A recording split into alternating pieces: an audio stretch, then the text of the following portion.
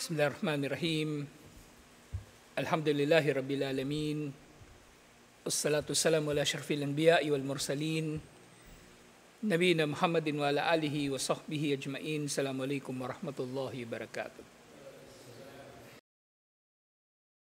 Ngayon sa pagpapatuloy insyaAllah, talambuhay ni Uthman bin Affan radhiyallahu anhu.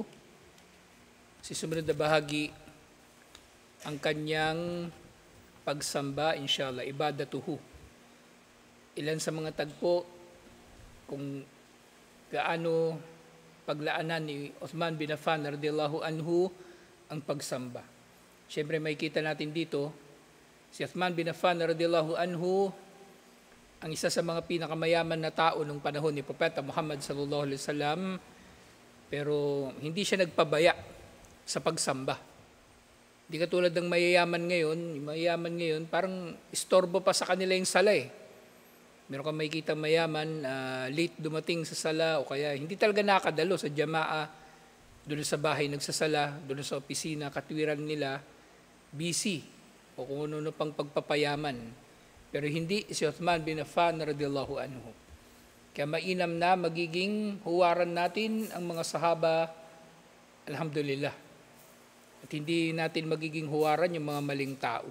Yung katulad na natalakay natin, di ba? Akala ng iba kapag maalam ka, dapat inutil ka. Wala kang malasakit sa kapwa. Maalam ka na eh. Dapat pinaglilingkuran ka ng tao. Hindi ganun. Konsepto ng kuffar yun.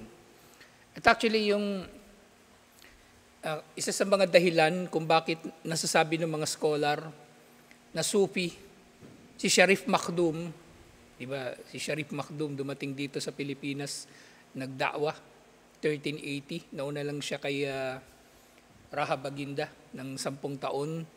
Ang salitang Makhdum, ibig sabihin ng Makhdum, pinagsisilbihan. At ang pagiging Makhdum, nino man sa Sufi, ay nangangahulugan ng mataas na antas. Na kailangan silang paglingkuran nang sa gayon ay magkakamit ang mga naglilingkod sa kanila ng baraka. O hindi Islamiko na konsepto yun. Yun ay inimbento ng mga Sufi. Kaya nakikita natin na kahit saan na kumbaga hindi talaga pinag-aaralan ng relihiyon, kahit sa mga lugar ng mga Muslim na hindi pinag-aaralan ng relihiyon, laganap yung mga maling katuruan o maling pag-unawa. Hindi porke maalam ka, inutil ka na. Wala ka ng silbi. Hindi ka magmamalasakit, hindi ka magwawalis, hindi ka maglilinis. Wala, maalam ka lang, gusto mo paglilingkuran ka ng tao, hindi ka na magbubuhat, lahat ng gagawin, o tumulabahan mo, iutos mo sa iba, hindi ugali ng maalam yun. Yun ay ugali ng kuppar, ugali ng pastor yun, ng pari, at iba pang mga pinunong panrelihiyon. Hindi natin ugali yun sa Islam.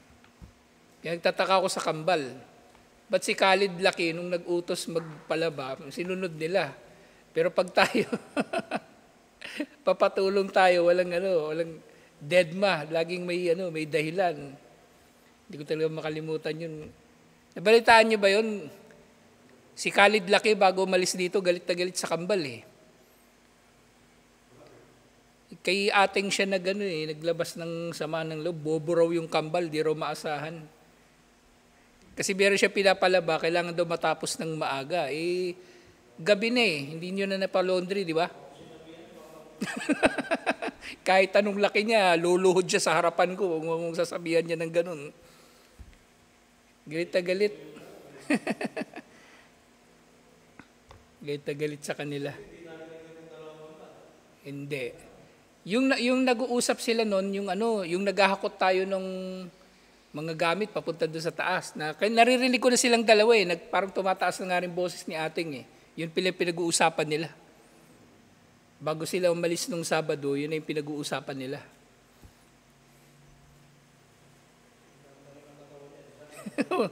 siya na magpa-laundry doon. kailangan pa niya mag-utos. Hindi ugali ng maalam yung mahilig mag-utos. Hindi ugali yun ng maalam. Kasi nga sa pagsamba ni Uthman bin Affan radhiyallahu anhu. Yung gusto ng pansit pala. Ayan na ba yung pansit? Kumuha na kayo yun. Inshallah. Ayan. Nandiyan na yung pansit.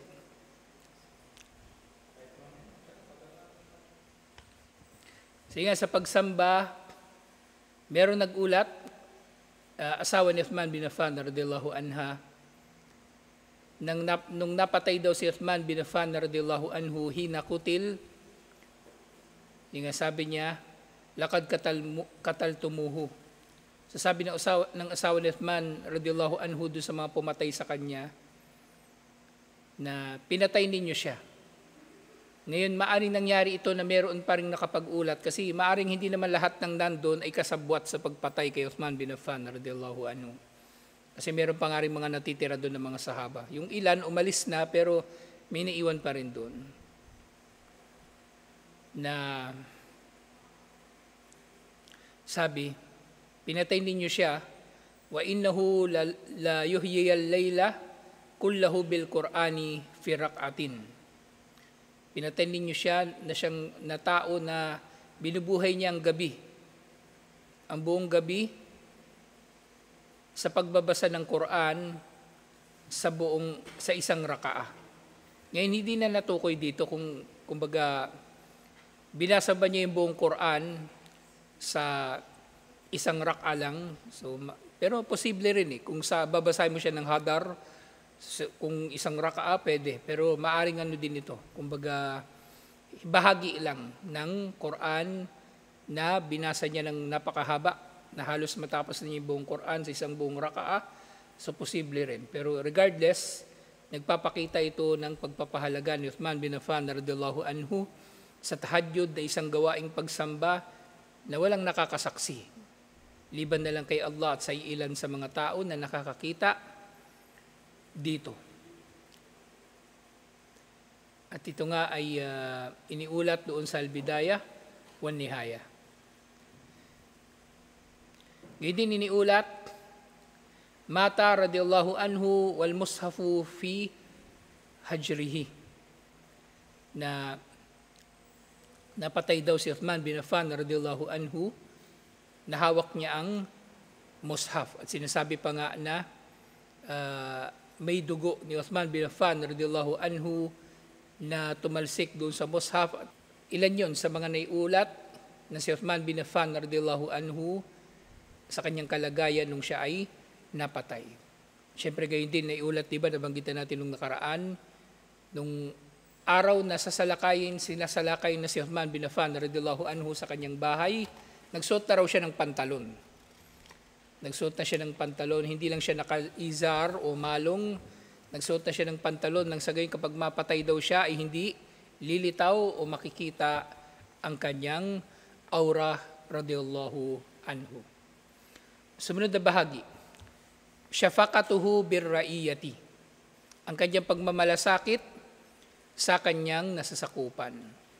So ito nga yung pagmamalasakit sa kanyang nasasakupan na pangunahin talaga na gawain ng pinuno. At muli, yun nga, ang pinuno katulad ng maalam, ang trabaho niya maglingkod. Ang konsepto ng pinuno na pinaglilingkuran, muli, konsepto yan ng kuffar. Konsepto ng kuffar. Pero mga pinuno sa Islam, mga pinuno ng mga mananampalataya, naglilingkod sila sa mga mananampalataya at hindi sila napapagod sa paglilingkod sa mga mananampalataya. Hindi sila nanunumbat o hindi sila gumaganti ng kasamaan o ano paman sa kanilang mga nasasakupan. Kumbaga, kasama kasi doon sa syafaka, yung pagmamalasakit, kasama rito yung kababaang loob. Kumbaga, hindi sinasamantala ng pinuno yung kanyang kalagayan o kanyang antas para magkamit ng mga personal na mga pabor. Kaya nga, yung eleksyon, yung demokrasya, kumbaga, napakalaking taliwas talaga niyan sa Islam.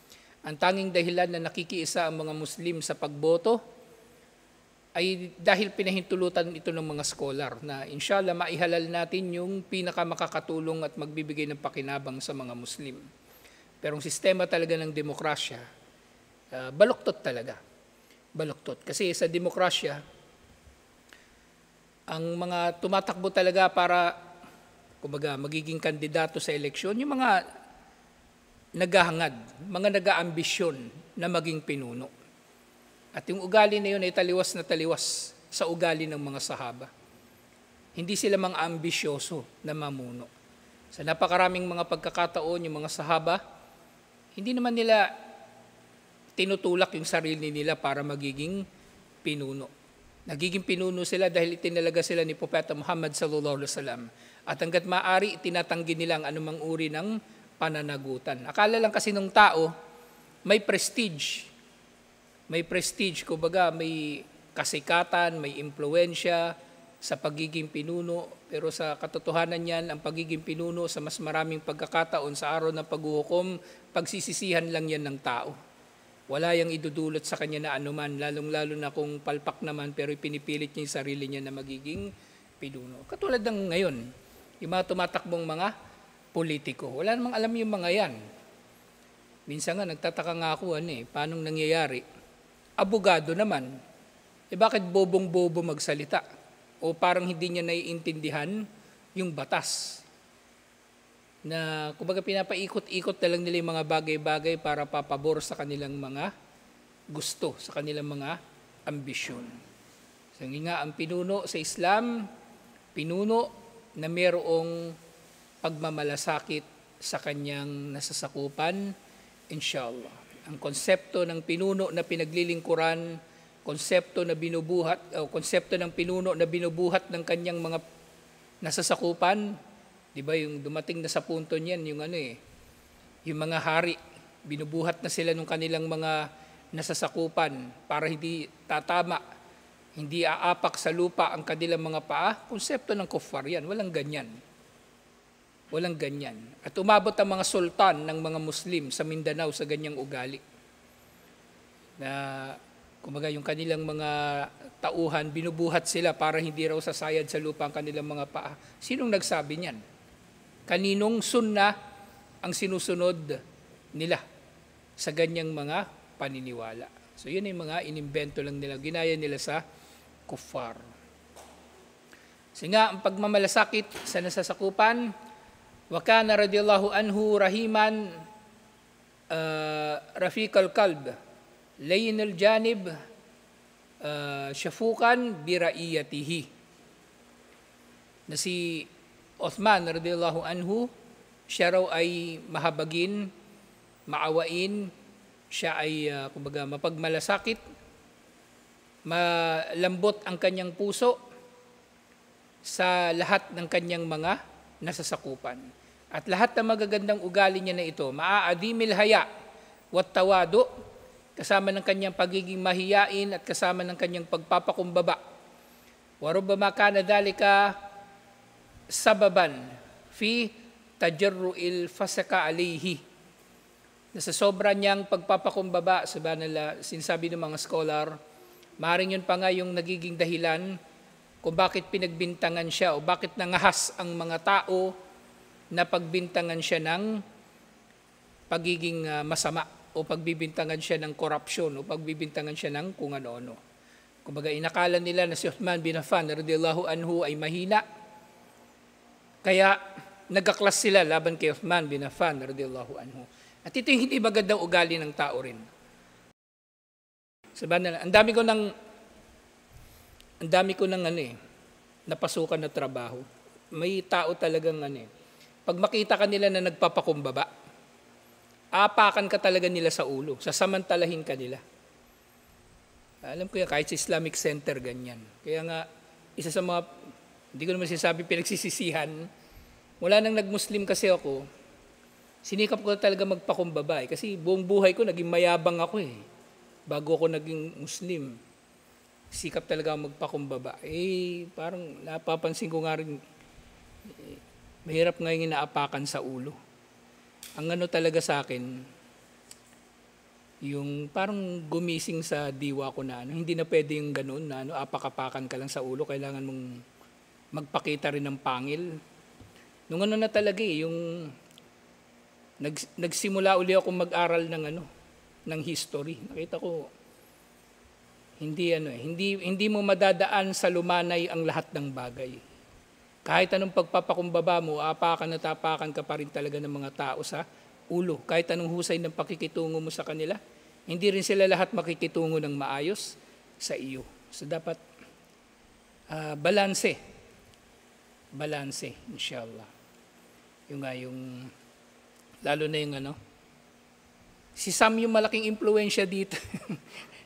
may binigay siyang libro nga, yung ano, yung 48 Laws of Power. Lahat ng mga ano, yung kabadata doon, puro tungkol sa pagiging tuso, tungkol sa pagiging ano, yung hindi papatalo. Oh, yung ugali. Pero ano naman hindi naman lahat yun masama.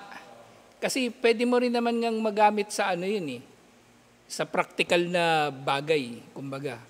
Yung nga lang, kung sa Islam, gamitin natin mga konsepto na yun para maintindihan natin kung paano kumikilos yung masasamang tao. Mga narcissist, halimbawa mga dominante, para hindi naman nila tayo masasamantala o maloloko. Ganoon. Parang yung libro na ano, yung The Prince ni Machiavelli. Yung libro na yun, tungkol sa masamang pinuno. Paano yung sasamantalhin yung mahihinang tao. Pero sabi ng mga scholar, yung libro na yun ni Machiavelli, hindi yun nag-uutos sa tao na maging masama. Ang layunin ng libro, makilala ng mga tao ang kasamaan at malaman nila paano ito lalabanan. Yun ang layunin. So, hindi sa lahat ng bagay kumbaga, kasi ang tingin kasi ng tao, lalo na yung mga mapagsamantala na mga tao, yung mga narcissist, mga dominante, kapag nagpapakumbaba ka, isipin nila kaya kanilang paikot-ikutin. Maaring hindi ka mapipinsala pero gagawain sila ng paraan para mapangibabawan ka. Kasi yun yung kaligayahan nila mapangibabawan ka. Yun ang kaligayahan nila, mapangibabawan ka. Kahit wala silang makuha sa'yo, basta feeling nila, nangingibabaw sila sa'yo, nasa ilalim ka ng kanilang paa, napapaikot nilang ulo mo, oo ka lang ng oo, sasamantalihin ka nila at hindi na rin maganda. Kaya na-realize ko yan na kumbaga kailangan ko rin buhayin minsan yung kayabangan ko para maprotektahan ng sarili ko. Lalo na may pamilya ako ngayon tapos merong jamaa na kailangan pangalagaan. So kailangan ko rin magpakita ng yabang. Inshallah. Hindi yung puro na lang pagpapakumbaba. Kasi ganoon din naman nangyari kay Propeta Muhammad sallallahu alaihi wasallam. Totoo niyan, di ba inilalarawan lagi si Propeta Muhammad sallallahu alaihi wasallam na nagpapakumbaba, malumanay magsalita. Pero nangyari doon sa Qurayza, nang napaligiran na ng mga Muslim yung Qurayza at dumating doon si Propeta Muhammad sallallahu alaihi wasallam, pinagmumura niya yung Qurayza. O anak ng mga anak ng unggoy, kung ano-anong sinabi niya, kumbaga pinapasuko niya yung Qurayza at pinapaalala niya sa kanila kung paano nilang nilabag ang Constitution of Medina. So pinakita talaga ni Propeta Muhammad sallallahu alaihi wasallam yung kanyang tapang sa harap nila sa pamagitan ng salita na bihira niyang gawin. Bihirang-bihira niyang gawin. Pero ginawa niya. So, ibig sabihin pwede.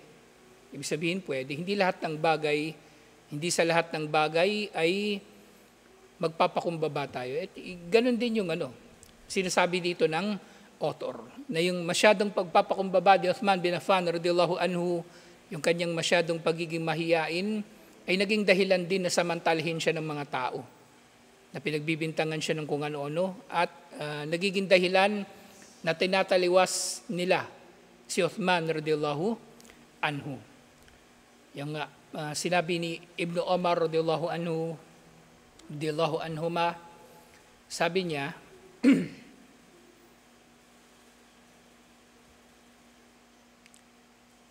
Laqad ibtum ala Uthmanish asya, law anna Omar fa'alaha, ma ibtumuha. So kayo daw na mga nag-aaklas laban kay Uthman bin Affan radhiyallahu anhu. Kasi nga 'di ba marami silang inirereklamo laban kay Uthman.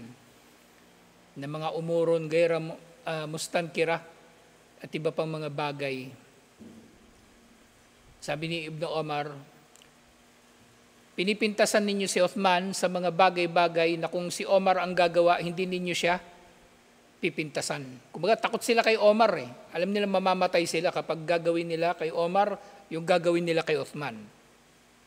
Alam nilang mapapahamak sila o alam nilang may mangyayaring hindi maganda. O kaya alam nilang lalaban talaga si Omar. Pero si Uthman bin Affan radhiyallahu anhu, alam nilang kumbaga kayang-kaya nila o kinakaya lang nila si Uthman bin Affan radiyallahu anhu. So, yung dapat maging balanse rin tayo, inshallah. Maging balanse tayo, inshallah. Yung hindi lang tayo okay maging mabait, pero yung papaapak ka sa ulo, ibang usapin na yon. Lalong-lalo na napapahamak yung sarili mo una, mapapahamak yung pamilya mo, mapahamak yung jamaa. So, okay ang manindigan. Basta tama ang pinaninindigan, inshallah. Kasi maraming masamang tao sa panahon natin ngayon. Mas maraming masamang tao kaysa mabubuting tao. Kaya mas marami ang magsisikap na manamantala sa iyo. Nga kabilang doon sa mga tagpo ng pagmamalasakit ni Uthman bin Affan radhiyallahu anhu, wa min syafaqatihi bi riayatihi annahu kana yastakbirun nasa an akhbarihim wa as'arihim wa an mardahum wa ghayra dalika min umurihim.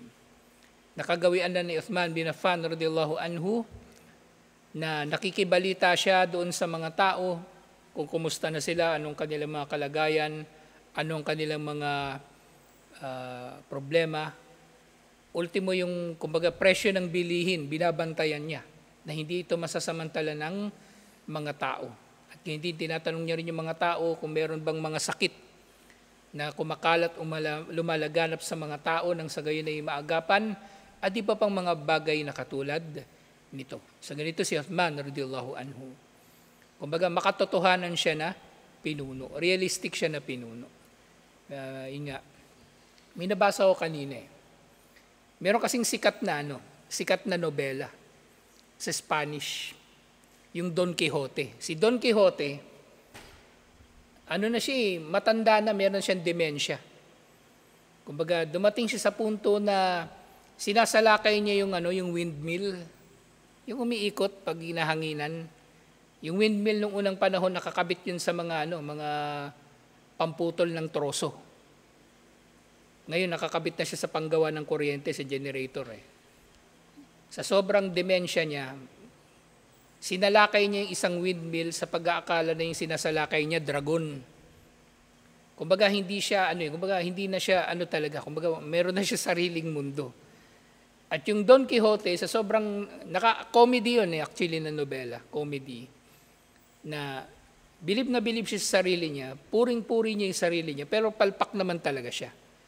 So, ngayon nalaman ko, ang Don Quixote pala, ginawa na rin na idiom sa English bilang pantawag sa sino mang pinuno na bilib na sa sarili pero palpak naman talaga.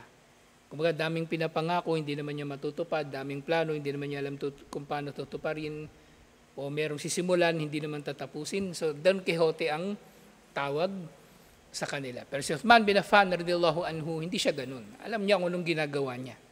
At subhanallah, maaring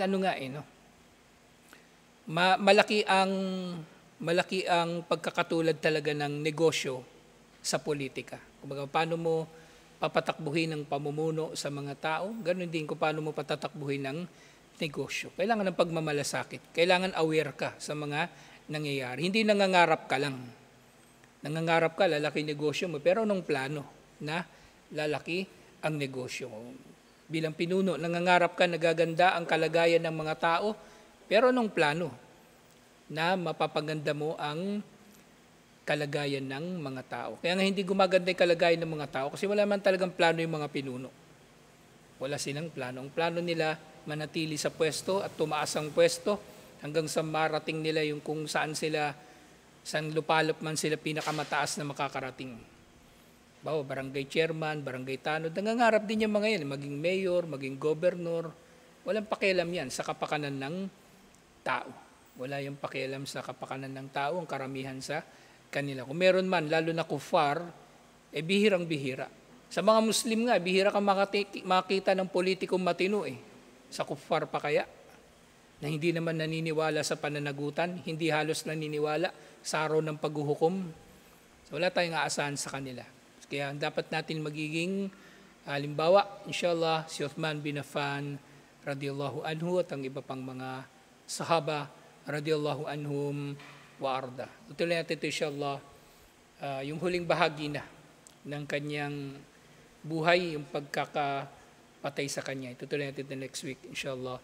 Assalamualaikum warahmatullahi wabarakatuh.